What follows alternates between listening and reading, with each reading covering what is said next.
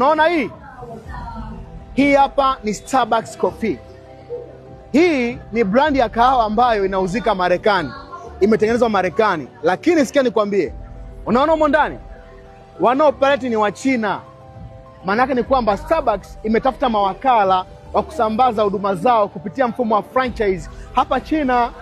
Kwa wewe ili uwe na biashara ambayo inasambaa dunia nzima, lazima uwe na mfumo ambao utawafanya watu wengine waiuze biashara yako, wauze bidhaa yako, hata kama wewe haupo katika hilo eneo, na wenyewe waingize faida.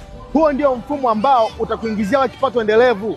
Leo jiulize swali, je, wewe bidhaa yako anaiuza nani? Biashara yako nani anaiuza sehemu fulani bila wewe kuwepo? Biashara yako ina mawakala wangapi? Hapa tunaongelea kuhusu kipato endelevu. Kwa nini? Kipato endelevu ndio urithi wa kizazi chako. Ni Millionaire Mentor Mr. Joseph, billionaire ndo bandola hapa. Share, like na comment. Na kama unapenda kuanza biashara ambayo inaweza kusambaa mfano wa Starbucks kwa mtaji wa $195, please piga namba inapita hapo au kule juu ni check, ni kufundisha biashara rahisi.